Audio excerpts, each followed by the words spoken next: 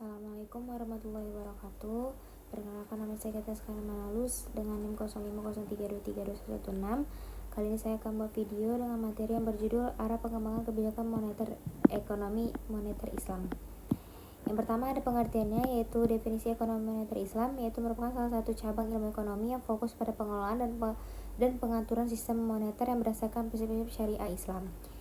Yang kedua, prinsip dasar ekonomi moneter Islam, yaitu pertama larangan riba, goror, keadilan dan keseimbangan sosial, dan uang sebagai alat tukar dan simpanan nilai.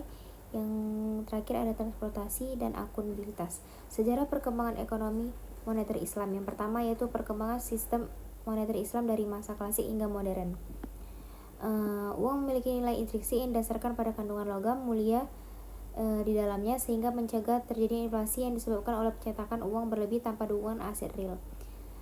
Terus itu yang kedua ada institusi keuangan Islam sebagai bagian dari ekonomi moneter. Yang pertama itu bank syariah, yang kedua bank Baitul Mal, yang ketiga lembaga zakat dan wakaf, yang keempat adalah lembaga keuangan mikro syariah. Kemudian konsep uang dalam Islam, penawaran dan permintaan uang. Uang dalam sistem ekonomi dengan peredaran uang, aktivitas zakat, infak, sedekah, wakaf, dan lain-lain. Yang kedua ada faktor-faktor yang mempengaruhi penawaran dan permintaan uang, yaitu pendapatan, baru tingkat suku bunga, dan yang ketiga harga barang, dan yang terakhir fasilitas kredit. Selanjutnya ada instrumen moneter dalam ekonomi Islam. Yang pertama uang dalam perspektif Islam, dinar, dirham, dan fiat money. Yang kedua ada instrumen kebijakan ekonomi moneter Islam, yaitu reserve ratio, moral suasion, dan persuasi moral, lending ratio, dan lain-lainnya. Yang selanjutnya ada peran bank syariah dalam ekonomi moneter Islam. Yang pertama, fungsi bank syariah dalam menjaga stabilitas moneter. Dalam konteks stabilitas moneter, bank syariah membantu mengurangi fasilitas pasar uang dengan menghindari praktik riba, maisir, dan ketidakpastian. Yang kedua ada bank syariah dengan agen pengendalian inflasi, yaitu melalui mekanisme bagi hasil. Bank syariah menyesuaikan pendapatan dan pembayaran berdasarkan kondisi ekonomi nyata. Selanjutnya ada peran bank syariah dalam ekonomi moneter. Lanjutan dari yang tadi, yaitu pengelolaan likuiditas dan oleh bank syariah. Yang pertama ada suku, kedua ada repo syariah, yang ketiga sertifikat mudharabah, yang terakhir ada wadiah dan qard. Yang keempat ada bank syariah dalam mendukung kebijakan moneter syariah, yaitu bank syariah juga berperan sebagai pelaksana utama kebijakan moneter yang dirancang khusus oleh otoritas moneter syariah. Yang kelima, peran sosial dan ekonomi bank syariah. Bank syariah memiliki tanggung jawab sosial yang melekat.